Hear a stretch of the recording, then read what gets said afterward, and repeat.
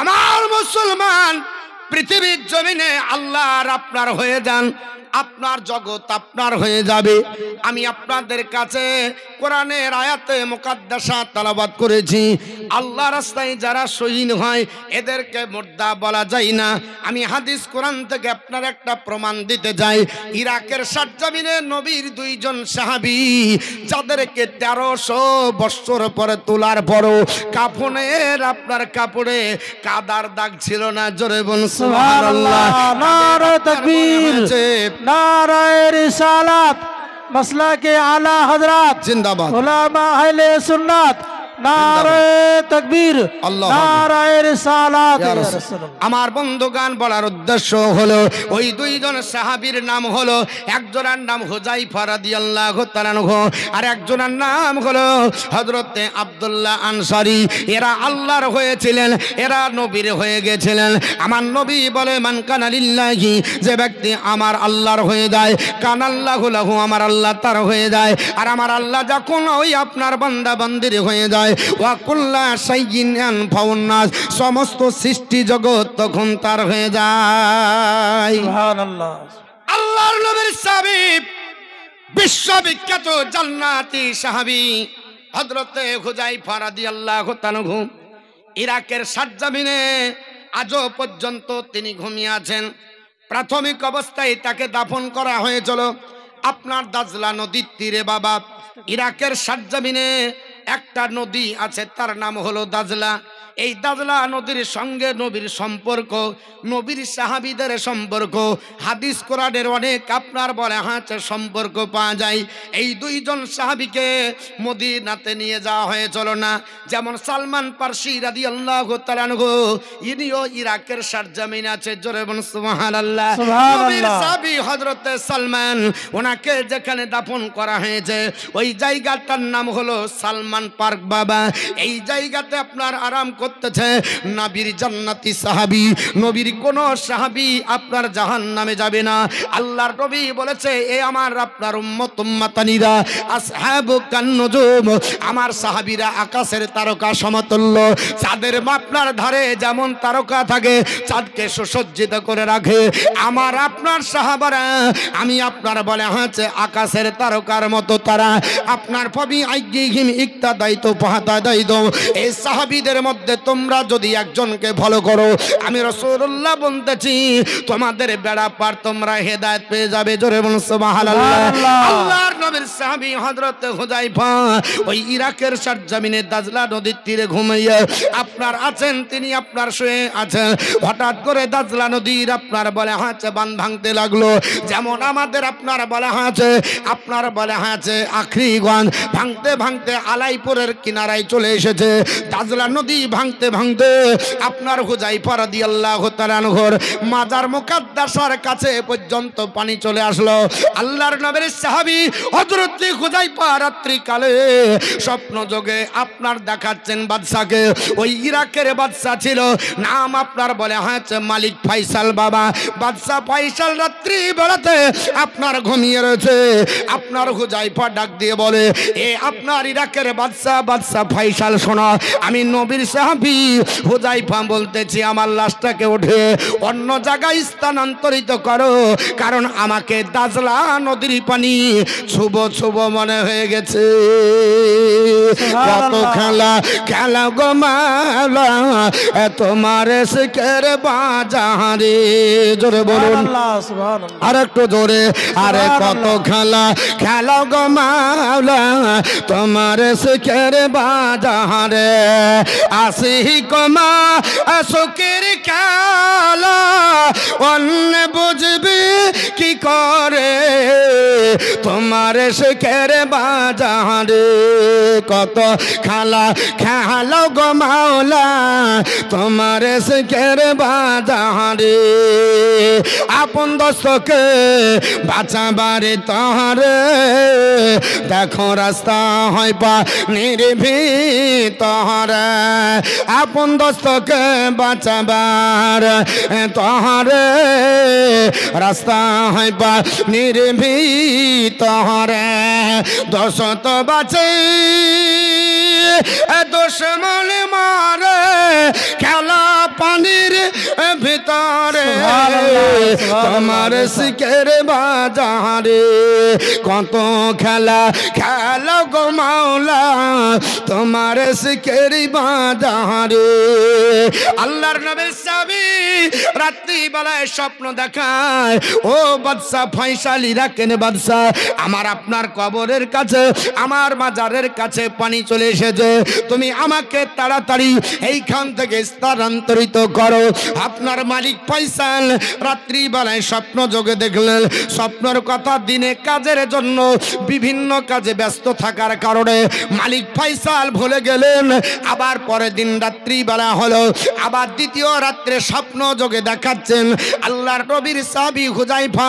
আপনার 1300 বছর পরের ঘটনা বাবা, এই ঘটনাটা ঘটেছিল 1933 সালে পৃথিবীর জমিনে। আপনার হুযায়ফা রাদিয়াল্লাহু তাআলা আবার ডাক দিয়ে বলে, এ আপনার আল্লাহর বান্দা, তুমি পৃথিবীর জমিনে বাদশাহিত করছো, ইরাকের সরজমিনে দেখতে পাও না দাজলা নদীর তীরে আমি আপনার ঘুমিয়ে রয়েছি, আমার লাশের কাছে পানি চলে যাবে।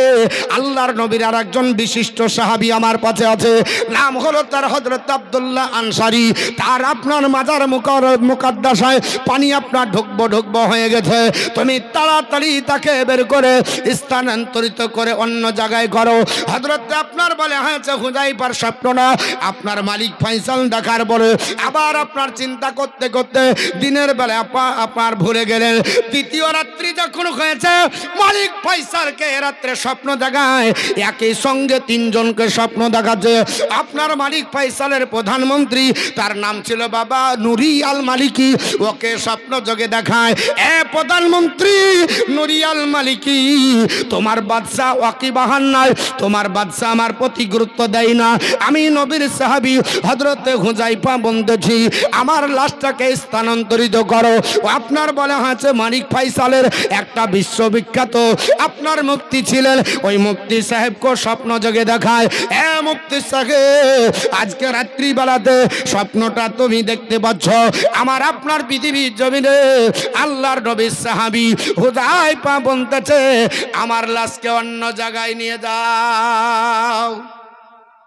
আর মুসলমান বলার উদ্দেশ্য হলো আল্লাহর নবীর সাহাবী হযরতে হুযায়ফা রাদিয়াল্লাহু তাআলা আনহু, তিনি আপনার রাত্রি বেলায় স্বপ্ন যোগে দেখান, ওরে আপনার মালিক ফয়সাল আমাকে তুলো 3 দিন হয়ে গেল, গ্র্যান্ড মুফতি তাকেও দেখাচ্ছে আমাকে বাদশা ওঠালো না, এবং আপনার প্রধানমন্ত্রী নাম হলো তার আপনার বলে হচ্ছে নুরি আল মালিকি, ওকে রাত্রি বেলায় স্বপ্ন দেখালো তোমার বাদশা আমাকে ওঠালো না, আমি আপনার ভিজে যাব, আর আমি যদি নারাজ হয়ে যায় আমার নবী নারাজ হয়ে যাবে।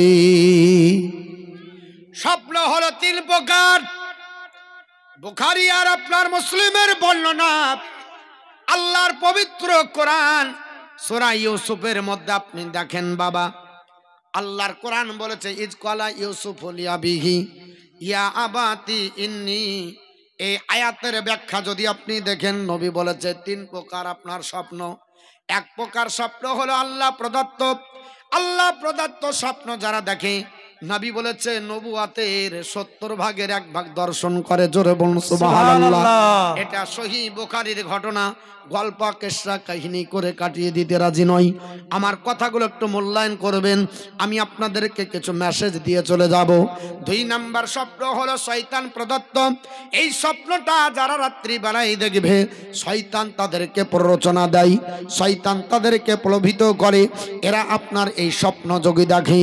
আল্লাহর নবী বলেছে আমার সাহাবারা শয়তান প্রদত্ত স্বপ্ন যদি দেখো রাত্রি বেলাতে বিছানায় তোমরা উঠে যাও, উঠে যাবার পরে বলো আউযু বিল্লাহি মিনাশ শাইতানির রাজিম ওয়া মিন শাররি ফি হাযিহির রিয়া, এই বলে 3 বার থুতু বাম দিকে ভালো, আর তোমাদের কাছে শয়তান আসবে না।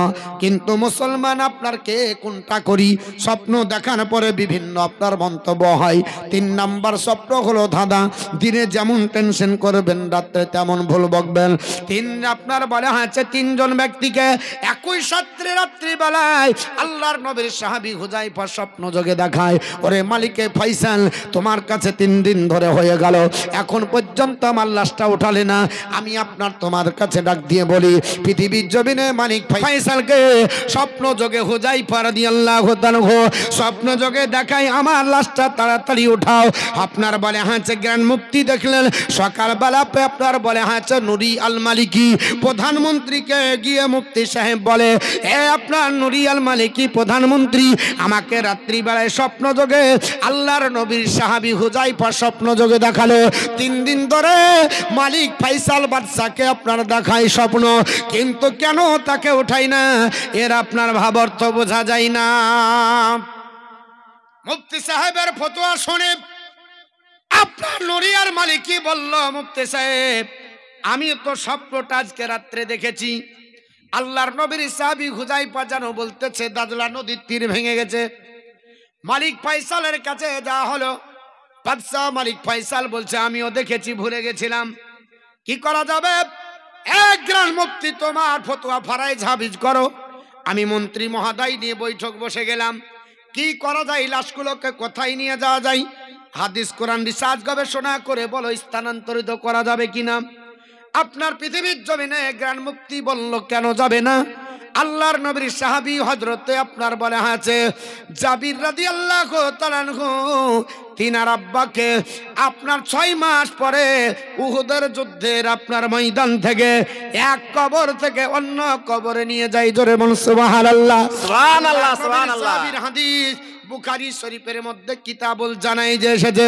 আল্লাহর নবীর সাহাবী জাবির বর্ণনা করেন, পৃথিবীর জমিনে হযরতে আপনার জাবির তিনি বর্ণনা করতেছেন, আল্লাহর নবীর সাহাবী হযরত আব্দুল্লাহ বিন জাবির আপনার পৃথিবীর জমিনে বিশিষ্ট সাহাবী ছিলেন।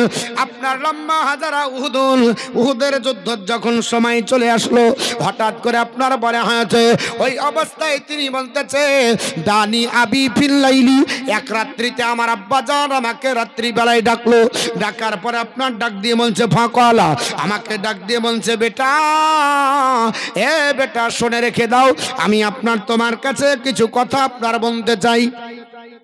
আল্লাহর নবীর সাহাবী জাবির বর্ণনা করতেছে, আপনার ডাকা হলো বাবা, আপনার বলে হাঁচে বেটাকে ডাকলো, ডাকার পরে ডাক দিয়ে বলতেছে এ বেটা শুনে রেখে দাও, মা আরানি আমি দেখতে পাচ্ছি না ইল্লা আপনার মাকতুলান ফি আউগালি মাইয়ুকতালু ফি আপনার মাইয়ুকতালু মিনাস সাহাবিন নবী সাল্লাল্লাহু আলাইহি সাল্লাম, এ বেটা শুনে রেখে দাও আগামী কাল উহুদের যুদ্ধ হবে, উহুদের যুদ্ধে প্রথম নবীর সাহাবারা যারা যুদ্ধে আপনার অংশগ্রহণ করে শহীদ হবে তাদের মধ্যে আমি হব 1 নম্বরে। জোরে বলুন সুবহানাল্লাহ সুবহানাল্লাহ। ও মুসলমান, বলার উদ্দেশ্য হলো আমার নবী ডাক দিয়ে বলেছিলেন এ আমার সাহাবী আগামীকাল উহুদের যুদ্ধ হবে, উহুদের যুদ্ধে আমার সাহাবারা শহীদ হবে, তার মধ্যে তুমিও থাকবে।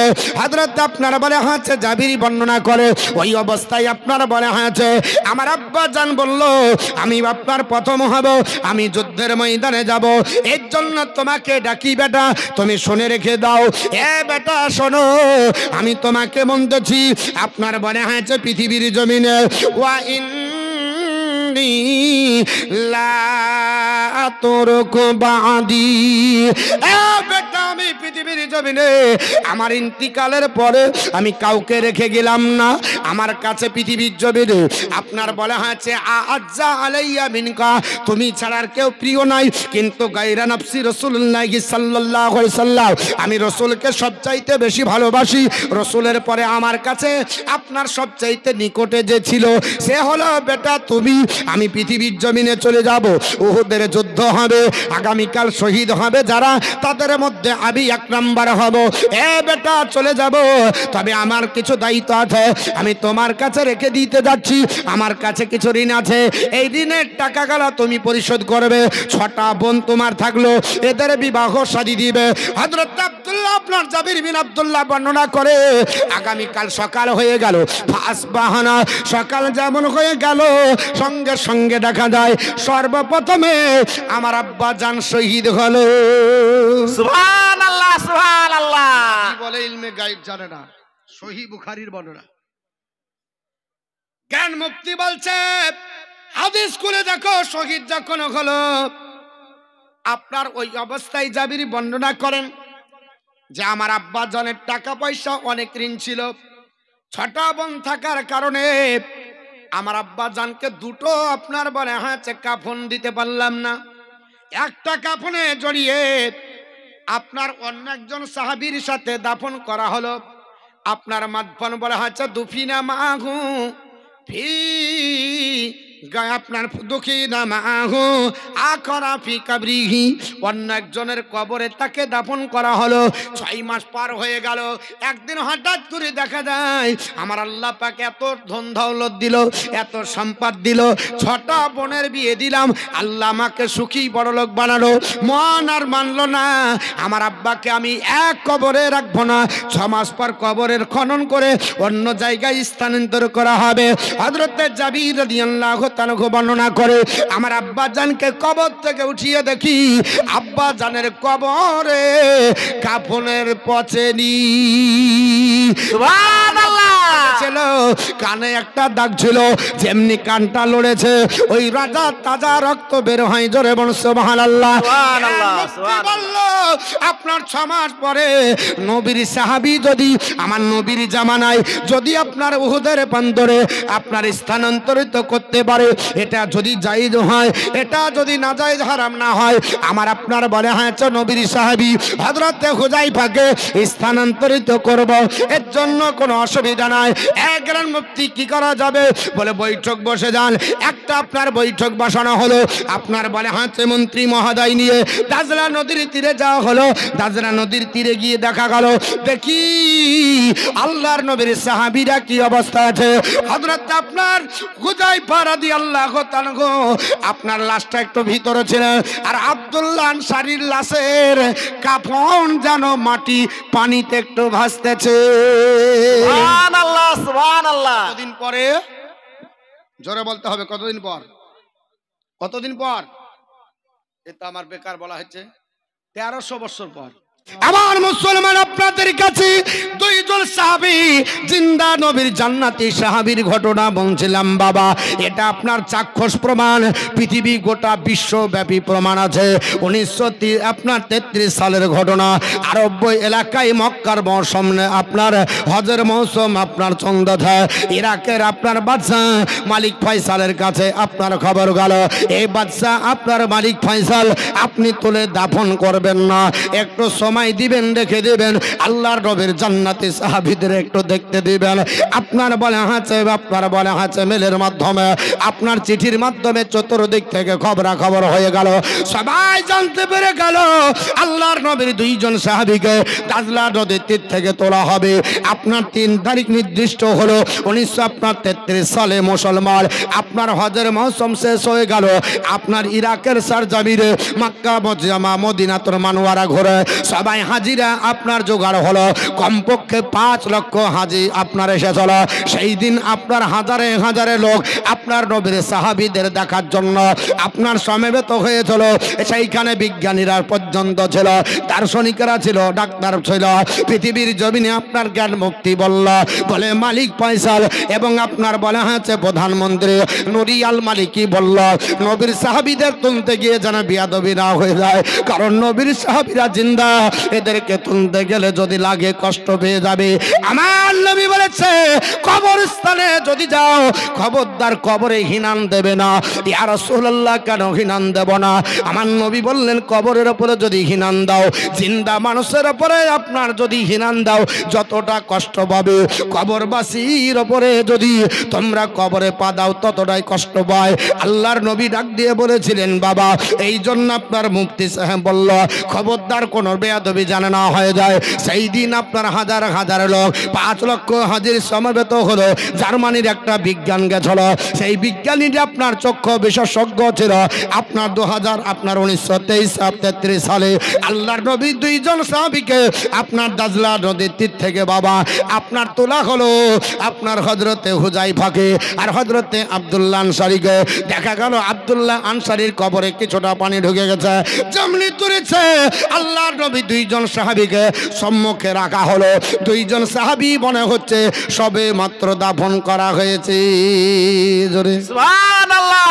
আল্লাহর নবীর সাহাবী দুইজন সাহাবী হযরতে হুযায়ফা আর আব্দুল্লাহ আনসারীকে দেখে আল্লাহর আপনার বান্দারা সবাই অবাক হয়ে গেল।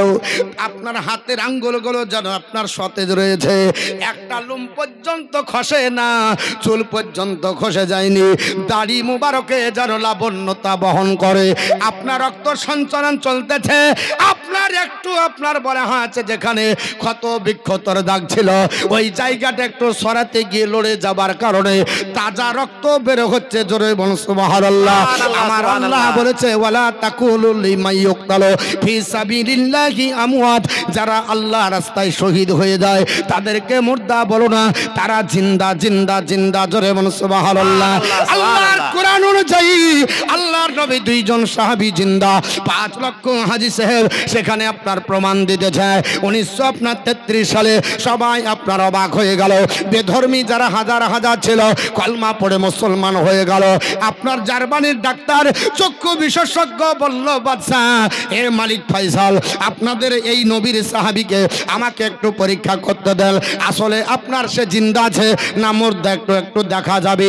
আল্লাহর নবীর সাহাবী হযরত হুযায়ফার কাছে যাওয়া হলো। হযরত হুযায়ফার হাত লাড়িয়ে দেখে ডাক্তার বাবু প্রমাণ দিল এ আপনার মনে হচ্ছে টাটকা এখনই মারা গেছে, রক্ত আপনার চলতেছে, আপনার বলে হয়েছে। তিনি বললেন আমি চক্ষু বিশেষজ্ঞ ডাক্তার, তবে আমি একটু চোখটা পরীক্ষা করব।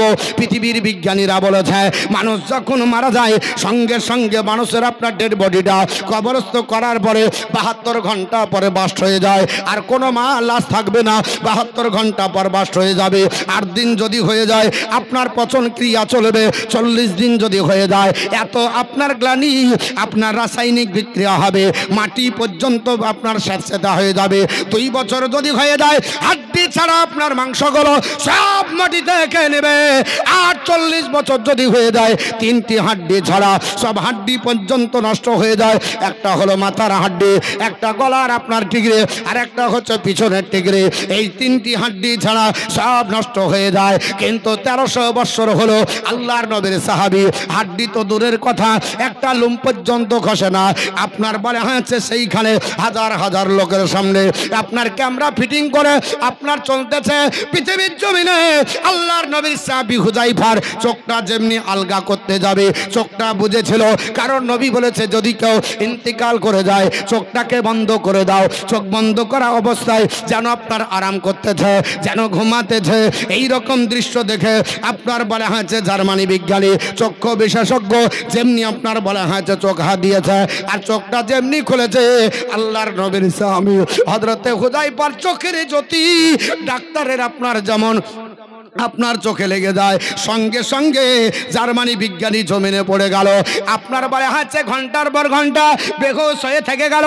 কিছুক্ষণ পরে তাকে পানি ঢেলে সুসুসা করে যখন তোলা হলো সঙ্গে সঙ্গে ডাক দিয়ে বলল এ মালিক ফয়সাল বাদশাহ, আপনার বলে হচ্ছে ইরাকের আরবি দেরি করব না, অবিলম্বে কলমা পড়াও। যে কলমা পড়ার কারণে আপনার জিন্দা 1300 বছর ধরে আমার আল্লাহ মাটির ভিতরে রাখে। মাটি যে কলমার কারণে মাটি খেতে পারে না, যে কলমা পড়ার কারণে চুল পর্যন্ত খসে না, যে কলমা পড়ার কারণে চোখের জ্যোতি কমে না, যে কলমা পড়ার কারণে আপনার চোখ নষ্ট হয় না, চোখে জাল পড়ে না, লোমগলা খসে না, রক্ত সঞ্চালন বন্ধ হয় না। মালিক ফয়সাল আমাকে কলমা পড়িয়ে দাও। মালিক ফয়সাল বলল জ্ঞান মুফতি পড়িয়ে দাও কলমা তাইয়্যিব। আমার নবী বলেছে মান কারা, আপনার বলা আছে নবী বলেছে আমার উম্মত উম্মতারি, যদি তোমাদের মধ্যে কেউ আপনার মৃত্যু মুখে পতিত হয় ইয়া রাসূলুল্লাহ কি করব? নবী বললেন সাহাবারা লাকিনু মাতাকুম লা ইলাহা ইল্লাল্লাহ, কেউ যদি মৃত্যু মুখে পতিত হয় কলমা পড়াও, কলমা পড়াও। ওগো নবীজি কলমা পড়লে কি হবে? আমার নবী বলেছে মান কানা আখিরু কালামিহি লা ইলাহা ইল্লাল্লাহ দাখালা ফিল জান্নাহ, যার জীবনের শেষ বাক্য হবে লা ইলাহা ইল্লাল্লাহ মুহাম্মাদুর রাসূলুল্লাহ, সে আল্লাহর জান্নাতি মেহমান। সুবহানাল্লাহ। বাদশা ফয়সাল ডাক দিয়ে বলল, মুফতি সাহেব, আল্লাহর বান্দা জার্মানি বিজ্ঞানকে কলমা পড়িয়ে দাও, ইসলামের ধন দৌলত দান করো। হাজার হাজার মানুষের সামনে 5 লক্ষ হাজিকে আপনার সম্মুখে রেখে জার্মানি বিজ্ঞানী পড়ে নিল লা ইলাহা ইল্লাল্লাহ মুহাম্মাদুর রাসূলুল্লাহ। হৃদয়ের মাঝে একটাই বাসনা, যাহাব আমি সোনার মদিনা। জোরে হবে না? বলবো গজলটা বলবো। আল্লাহর নবীর সাহাবী হুযায়ফা, ওনার চোখটা আপনার সতেজ ছিল, তিনার হাত দিয়ে আপনার বলা হচ্ছে রক্ত সঞ্চালন ছিল, লাবণ্যতা চেহারার মধ্যে বজায় ছিল, লোমগুলো আপনার খসে যায়নি, চুলগুলো আপনার চকচক চকচক করে, কাফনের কাপড় পর্যন্ত 1300 বৎসর ধরে আপনার দাগ লাগানি।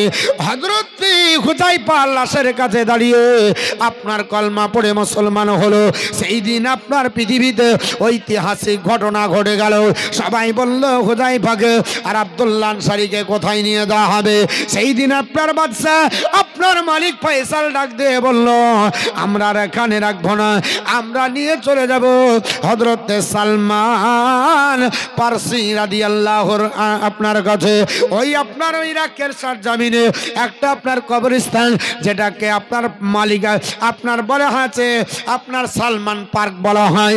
এই সালমান পার্ক আপনার বলা হয়েছে, সেখানে আল্লাহর নবীর বিশিষ্ট সাহাবী হযরত সালমান পারসি আছে, যেখানে নবী দোয়া করে আপনার সালমান পারসির জন্য বলেছিল, ওরে সালমান পারসি, আমি তোমার জন্য দোয়া করলাম, এই চোখে বাবা সালমান পারসির বাগান দেখে এসেছি। আল্লাহর নবীর হাতে করা, নবীর দোয়া করা বাগানটা বাবা মদিনার সরজমিনে উহুদ পাহাড় থেকে একটু দূরে যেতে হবে, এখনো দেখা যায় খেজুরের বাগানটা।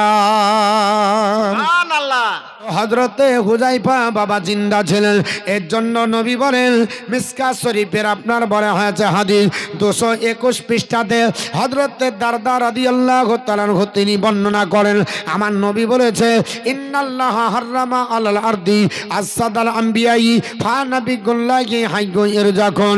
শুনে রেখে দাও, মহান আল্লাহ পাকের নবী বলে, নিশ্চয় আল্লাহ পাক মাটির জন্য আম্বিয়া کرامের জিসিমকে ভক্ষণ করা হারাম সাব্যস্ত করেছে। আম্বিয়া کرامের জিসিমকে মাটি ভক্ষণ করতে পারবে না। এই হাদিস কানা পৃথিবীর জমিনে বিশ্ববিখ্যাত হাদিস। এই হাদিসের আপনার ব্যাখ্যা করতে গিয়ে আপনার জালালউদ্দিন সৈয়দী রহমাতুল্লাহ আলাইহি বিশ্ববিখ্যাত মুহাদ্দিস, যার পৃথিবীর জমিনে আপনার বলা হয়েছে নামাজ কাঁথা নয়, যিনি আমার নবীকে আপনার বলা হয়েছে 82 বার দর্শন করেছে। জোরে বলুন সুবহানাল্লাহ। আমার আল্লাহকে জান ভরে দেখেছে বিশ্ববিখ্যাত মুহাদ্দিস হযরত জালালউদ্দিন সৈয়দী আমার আল্লাহকে দর্শন করেছে পৃথিবীর জমিনে। আপনার বলা হয়েছে এত বড় মুহাদ্দিস, আপনার হাদিসুল হাফিজ বলা হয়। ইনি জালালউদ্দিন সৈয়দী আপনার তাফসিরে জালালাইন রচনা করে গোটা বিশ্ববাসীকে আপনার দান করে দিয়েছেন।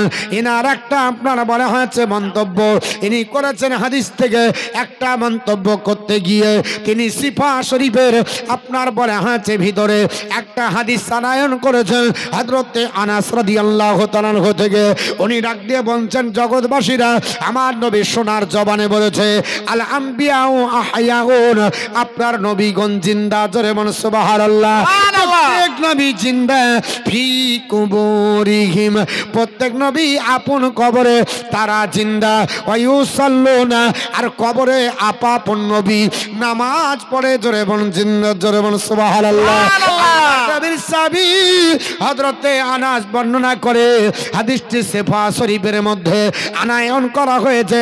এই আপনার পৃথিবীর জমিনে বাবা আপনার সিফা শরীফের আরেকটা হাদিস আনায়ন করা হয়েছে হযরতে আউস বিন আপনার আউস রাদিয়াল্লাহু তাআলা থেকে বর্ণিত।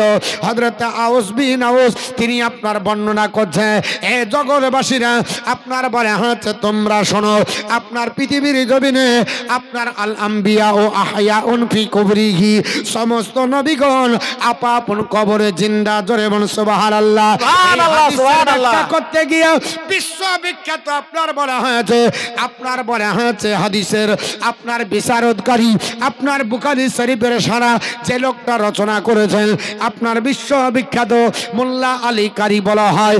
এই লোকটি তিনি বলছেন আল্লাহর নবীগণ জিন্দা, পৃথিবীর জমিনে আপনার বলা হয়েছে নবীরা আপনার মৃত্যুবরণ করে না, তারা আপনার পৃথিবীর জমিনে ইন্তিকাল করেন, এক স্থান থেকে অন্য স্থানে চলে যান।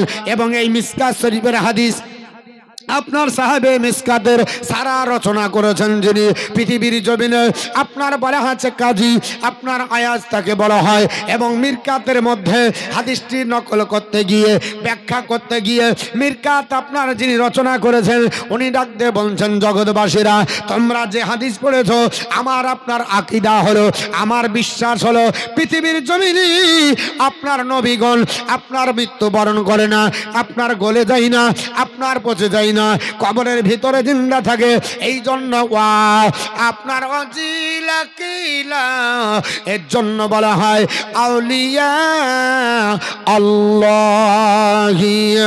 প্রত্যেক নবীগণ তারা হলো আপনার জিন্দা, কিন্তু তারা কি করে আপনার পৃথিবীর জমিনে আপনার চলে যায়। আপনার বলা হয়েছে এক স্থান থেকে আপনার বলা হয়েছে মুনতাকিল ইলাদা মিনা মিন দারি ইলাদার, তারা ইন্তিকাল করে স্থানান্তরিত হয়ে এক জায়গা থেকে অন্য জায়গায় যায়।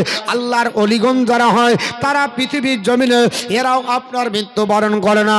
এই হাদিসের ব্যাখ্যাতে 10 শ্রেণীর কথা বলা হয়েছে। আমার নবীর হাদিসটি আপনার ব্যাখ্যা করতে গিয়ে সাহেবে মিরকাত বলতেছে মিশকাত শরীফের সারাতে লেখা আছে 10 শ্রেণীর মানুষকে আমার আল্লাহ কবরের ভিতরে জিন্দা রাখে, এরা নষ্ট হয়ে যাবে না, এরা গলে যাবে না, এরা পচে যাবে না, আমার আল্লাহ পাক জিন্দা রাখে। নবীদের লাশ জিন্দা, সাহাবীদের লাশ জিন্দা, তাবেদের লাশ জিন্দা, তাবির লাশ জিন্দা, হাফিজে কোরআনের লাশ জিন্দা, আপনার হাক্কানি আলেমের লাশ জিন্দা, ওলির লাশ জিন্দা, অতিরিক্ত দরদ পড়া ব্যক্তির লাশ জিন্দা। কেন জিন্দা হবে না? আমার নবী বলেছে আল্লাহ পাক মাটির জন্য আপনার ভক্ষণ করা, মাটির জন্য ভক্ষণ করা, আম্বিয়া কেরামের জিসিমকে ভক্ষণ করা হারাম করেছে। আমার নবীজি পৃথিবীর জমিনে ইন্তিকালের পরও নবীজি 3 দিন মসজিদে নববীতে আযান দিয়েছে। সুবহানাল্লাহ। হাদিসটা কোথায় লেখা আছে? মিশকাত শরীফের হাদিস বাবা, সব আপনার হাদিসে আপনার বলা হয়েছে পাবেন না। মিশকাত শরীফের মধ্যে একটা হাদিস আপনার এসেছে আল্লাহর নবীর আপনার বলা হয়েছে ইন্তিকালের পরে কারবালার যুদ্ধ হয়েছিল, ঠিক না বেঠিক বাবা? কারবালার যেই দিন যুদ্ধ হয় হাদিসটি আপনার মিশকাত শরীফে এসেছে। আমার নবীকে মুর্দা বলে, আস্তাগফিরুল্লাহ। নবী মুর্দা নয়, নবী হলো হায়াতুন নবী, নবী হলো জিন্দা নবী, নবীর সাহাবারাও জিন্দা। সাহাবে মিশকাত বলতেছে আমার নবীর ইন্তিকালের পরে পৃথিবীর জমিনে 4 জন সাহাবা তিনার আপনার গত হয়ে গেল। সাহাবাদের পরে হযরত ইমাম হোসাইনের জামানা, ইমাম হোসাইন পৃথিবীর জমিনে কারবালার প্রান্তরে 72 জনকে নিয়ে যখন আপনার শহীদ হয়েছিলেন, যেই দিন ইমাম আলী মাকাম হযরত ইমাম হোসাইন কারবালার মাটিতে শহীদ হন, সেই দিন অন্ধকার হয়ে গেল। পৃথিবীর জমিনে সূর্য ছিল না, চন্দ্র দেখা যায়নি, তারকা উঠতে দেখা যায়নি। কয়দিন তারকা ছিল না? 3 দিন তারকা ছিল না, চন্দ্র ছিল না, সূর্য ছিল না। আপনার বলা হয়েছে আকাশ থেকে রহমত বর্ষণ হয়নি, শুধু পানি পড়া হয়ে আপনার রক্ত ঝরতেছিল। সেই দিন পৃথিবীর জমিনে হযরত আপনার বিশ্ববিখ্যাত নবীর সাহাবী হযরত আপনার বলা হয়েছে আপনার বিশ্ববিখ্যাত সাহাবী নবীর সাহাবী হযরত আপনার বলা হয়েছে একজন বাবা তিনি বর্ণনা করেন এ নবীর সাহাবারা আল্লাহর নবীর ইন্তিকালের পরে হোসাইন যেদিন ইন্তিকাল করে আমার নবী 3 দিন ধরে মসজিদে নববীতে আযান দেয়। সুবহানাল্লাহ, সুবহানাল্লাহ। কয়দিন? জোরে বলতে হবে কয়দিন? 3 দিন। 3 দিন। মরা মানুষ আযান দেয়? হ্যাঁ, জোরে বলুন, দেয়? মরা মানুষ আযান দেয়। দিন ধরে নবী আমার আজান দিয়েছিলেন। এটা মিশকাত শরীফের হাদিস, বানাওয়াট গল্প না। 3 দিন ধরে মসজিদে নববীতে মুয়াজ্জিন ছিল না, ইমাম ছিল না, কোন আপনার মুসল্লি ছিল না। আল্লাহর নবীর সাহাবী তিনি আপনার আটকে পড়েছিলেন। সানোয়ার আলম 1000 নগদ, 1000 বাকি। আল্লাহ জানাদান কবুল করে জোরবেন আল্লাহুম্মা আমিন।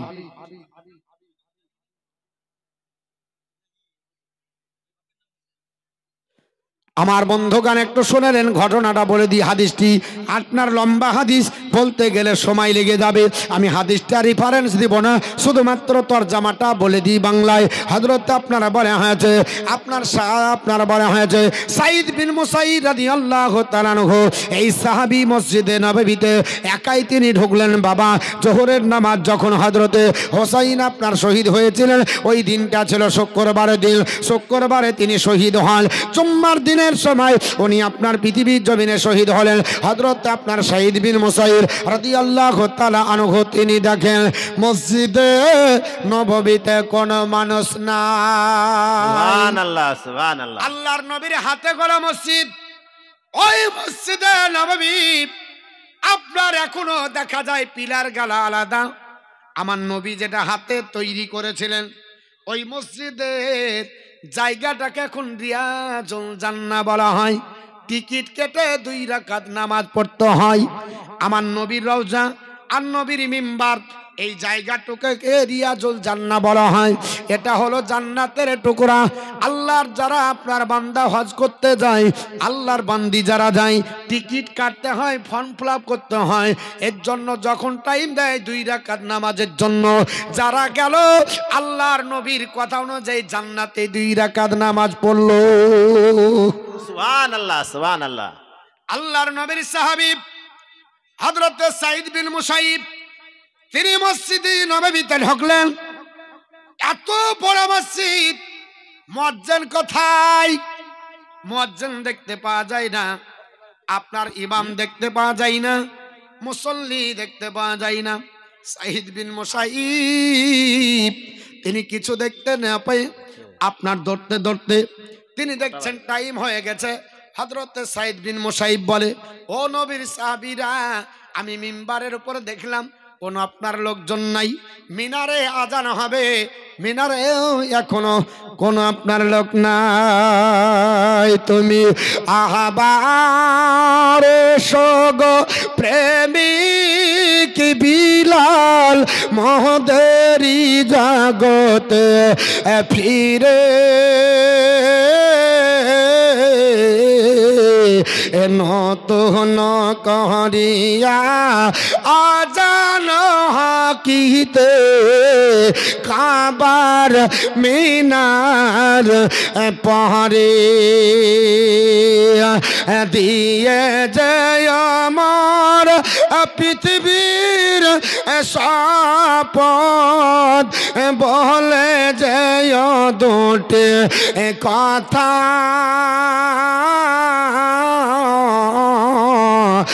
আশিকে রাসূল তুমি বিলাল, তুমি যে প্রেমের নেতা। আমার মুসলমান বলার সময় নাই, গজল। আল্লাহর নবীর সাহাবী হযরত বিলালের মুয়াজ্জিনের আজানের জায়গায় দেখে সাঈদ বিন মুসাইয়িব আজ নবীর সাহাবী নাই। একজন সাহাবীকে দেখা গেল না। সাঈদ বিন মুসাইয়িব বলল, আল্লাহ অন্ধকার, আজান দিবে কি করে? এখন যদি সূর্য না ওঠে আজান হবে কি হবে না? হবে, কারণ ঘড়ি আছে। ফজরের আজান দেখবে ঘড়ি দেখে, জোহর হবে ঘড়ি দেখে, আসর হবে ঘড়ি দেখে, মাগরিব হবে ঘড়ি দেখে। তদানীন্তন কালে ঘড়ি বাবা ছিল না। সূর্যের আপনার বলে হাত রোদের ছায়া দেখে আপনার জোহর হতো, আসর হতো। সূর্য পূর্ব গগনে ডুবে গেলে, আপনার পশ্চিম গগনে ডুবে গেলে আপনার মাগরিব হতো। তারকার আদি চাঁদ দেখে এশা আর ফজর আপনার হতো। চাঁদ নাই, সূর্য নাই, 3 দিন ধরে আপনার অন্ধকার। আল্লাহর নবীর সাহাবী সাঈদ বিন মুসাইয়িব বলেন, ও নবীর সাহাবীরা, আমি মসজিদে নববীর মিনারে দেখলাম মুয়াজ্জিন নাই, আমি অবাক হয়ে গেলাম। হঠাৎ করে আপনার বলা হয়েছে আপনার কিং কর্তব্য বিমূঢ় হয়ে গেল। হঠাৎ করে আসরের আযান আমার নবীর মসজিদে নববীতে উচ্চারণ হয়, জোরে বলুন সুবহানাল্লাহ।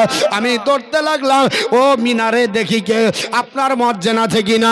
মিনারে কোনো মুয়াজ্জিন নয়, মসজিদে ইমাম এসেছে কিনা। ইমাম আপনার মেহরাবে নয়, কোনো কাউকে দেখতে পেলাম না। হঠাৎ করে নবীর আপনার রওজার কাছে আপনার বলা হয়েছে, কাছাকাছি আপনার আসতেছি। হযরত সাঈদ বিন মুসাইব রাদিয়াল্লাহু তাআলা আনহু, तकबीर, আল্লাহু আকবার, नाराए रिसालत, मसला के आला हजरत, জিন্দাবাদ, उलामा अहले सुन्नत, জিন্দাবাদ, नाराए तकबीर, আল্লাহু আকবার, नाराए रिसालत, ইয়া রাসূলুল্লাহ, मौलाना मोहम्मद उबैदुल इस्लाम साहब, জিন্দাবাদ, नाराए तकबीर, জিন্দাবাদ, नाराए रिसालत। ইয়া রাসূলুল্লাহ। আমার বন্ধু গান বলার উদ্দেশ্য হলো হযরত সাঈদ বিন মুসাইব বলে, এ নবীর সাহাবীরা, আল্লাহর নবীর আপনার বলে আছে রওজার দিকে আপনার যেতেছি, নবীর রওজার দিকে যাচ্ছি, আর তত বেশি বেশি আজানের ধ্বনি শোনা যায়। আমি সাঈদ বিন মুসাইব বলতেছি, খোদার কসম করে বলি, আল্লাহর নবীর রওজা শরীফ থেকে আমি আসরের আজান শুনতে পাই। জোরে বলুন আসরের আজান আমি সাঈদ বিন মুসাইব দেখতে পেলাম, শুনতে পেয়ে নামাজ হয়ে গেল। আপনার আসরের নামাজ একাই পড়লাম, কোনো মুয়াজ্জিন নাই, ইমাম নাই, মুসল্লি নাই। মাগরিবের সময় অপেক্ষা করতেছি, আল্লাহর নবীর রওজা থেকে মাগরিবের আজান শুনতে পেলাম। আমি সাঈদ বিন মুসাইব একাই পড়লাম, এই করে এশা পর্যন্ত পড়লাম। ফজর পড়লাম, একদিন পড়লাম, 2 দিন পড়লাম, 3 দিন ধরে সাঈদ বিন মুসাইব বলে আমি মসজিদে নববীতে একাই নামাজ পড়েছিলাম। আল্লাহর নবীর কোনো সাহাবী ছিল না, মুয়াজ্জিন ছিল না, কোনো আপনার ব্যক্তি ছিল না, কিন্তু আজান আমার নবী দিয়েছে, আমি নিজের কানে শুনেছি। জোরে বলুন সুবহানাল্লাহ। এই জন্য নবী মরে না, আমার নবী জিন্দা। ও গো আমাদের দয়ার নবী, তুমি মোদের সাহারা, তোমায় ছাড়া রাইতে পারি না। ইয়া রাসূলুল্লাহ, ইয়া হাবিবাল্লাহ। বলার মধ্যে ভাষাগতভাবে ভুল ত্রুটি, আস্তাগফিরুল্লাহ রব্বি মিন কুল্লি জামবি ওয়াতুবিলাই, লা হাওলা ওয়ালা কুওয়াতা ইল্লা বিল্লাহিল আলিয়্যিল আযীম, লা ইলাহা ইল্লাল্লাহু মুহাম্মাদুর রাসূলুল্লাহ সাল্লাল্লাহু তাআলা আলাইহি ওয়াসাল্লাম। হায়াত বাকি, মোলাকাত বাকি। ইচ্ছা ছিল একটু জান ভরে হাদিস কোরআন তুলে ধরবো, আর আপনার বুখারী শরীফ থেকে তুলে বলবো, মিসকাত থেকে বলবো, কিন্তু এমন সময় এমন পার দিয়েছে, কোরআনের বিরুদ্ধাচরণ করেছিল, কিয়ামত পর্যন্ত তার আপনার বলা হয়েছে এই বাক্য জারি থাকবে না, কিন্তু কিয়ামত পর্যন্ত কোরআন থাকবে, কোরআনকে মেটাতে কেউ পারবে না। সালমান রুশদি আপনার নাস্তানাবুদ হয়ে গেছে। বাংলাদেশের রজব আলীর মেয়ে আপনার তাসলিমা নাসরিন, বিশ্ববিখ্যাত একটা আপনার বলা হয়েছে সাহিত্যিকা, আল্লাহর নবীর চরিত্রকে কলঙ্কিত করার চেষ্টা করেছিল, শেষ পর্যন্ত বিছানায় প্যারালাইসিস করে আল্লাহ তাকে নাস্তানাবুদ করে দিল। পৃথিবীতে আপনার বলা হয়েছে নবীর শান চলছে, কিয়ামত পর্যন্ত চলবে, মিটাতে পারেনি। 2000 আপনার বলা হয়েছে 20 সালে আপনার দিল্লির সাজ্জামিন থেকে সালমা আপনার বিশ্ববিখ্যাত একজন আপনার ওয়াকাফ বোর্ডের চেয়ারম্যান, শিয়া সম্প্রদায়ের লোকটির নাম ছিল ওয়াসিম রেজভি, আল্লাহর কোরআনকে মেটানোর চেষ্টা করেছিল, 26টি আয়াত রিমুভ করার চেষ্টা করেছিল, পারেনি, আজও পর্যন্ত পারেনি, কিয়ামত পর্যন্ত পারবে না। কারণ আমার আল্লাহ পাক বলেছেন নাহনু নাযালনা যিকরা ওয়া ইন্না লাহু লাহাফিজুন, আমি আল্লাহ কোরআন অবতীর্ণ করেছি, আর কোরআনের সংরক্ষণকারী দায়িত্ব আমি আল্লাহর, কোন মোল্লার উপর আমি আল্লাহ দিইনি। পৃথিবীর জমিনে আজও যারা কোরআন নিয়ে ছিনিমিনি করে, আজও যারা কোরআনকে আপনার বলে হাঁচা অবমাননা করার চেষ্টা করে, তাদের ইতিহাস পৃথিবীতে গুটিয়ে যাবে, কিন্তু নবী রাসূল সাহাবীদের ইতিহাস সারা জীবন জিন্দা থাকবে। থাকবে কি থাকবে না বাবা? থাকবে। এই জন্য মহান আল্লাহ পাক বলে ওয়ালা তাকুলু লিমান ইউকতালু ফি সাবিলিল্লাহি আমওয়াত বাল আহয়াউ ওয়ালাকিন লা তাশউরুন। নিশ্চয় যারা আল্লাহ রাস্তায় শহীদ হয়ে যায় খবরদার তাদেরকে তোমরা মুর্দা বলো না, তোমরা তাদেরকে মুর্দা বলো না, বরং তারা জীবিত, তারা জিন্দা, আল্লাহ প্রদত্ত রিজিক পেতে থাকে এবং তোমাদের সেটা ধারণার বাইরে। আল্লাহর যদি হয়ে যায় তাহলে গোটা জগৎ আমার হবে, মোল্লার হওয়া যাবে না। কার হওয়া যাবে বাপ? আল্লাহর। নবী আমার বলে মান কানা লিল্লাহি, যে ব্যক্তি আল্লাহর হয় কানাল্লাহু লাহু, আমার আল্লাহ তার হয়ে যায়, আর আমার আল্লাহ যার হয়ে যায় ওয়া কুল্লা শাইইন ফান্নাস, সমস্ত সৃষ্টি জগৎ তার হয়ে যায়। জোরে বলুন, জোরে বলতে হবে সুবহানাল্লাহ। সুবহানাল্লাহ বললে কি গুনাহ হবে? এই এত কৃপণতা কেন, এত কাঞ্জুসি কেন? আপনার বাড়িতে কি আমি দুথাল ভাত চাইতে গেছি? হ্যাঁ, সুবহানাল্লাহ বলছি তো মনে হচ্ছে যে জান বেরিয়ে যাচ্ছে। জোরে বলবেন না আগামী ইলেকশনের জন্য রাখছেন যে হুজুর এখন গলা বসিয়ে লাভ নাই, সামনে আসছে ওখানে চিল্লাতে হবে?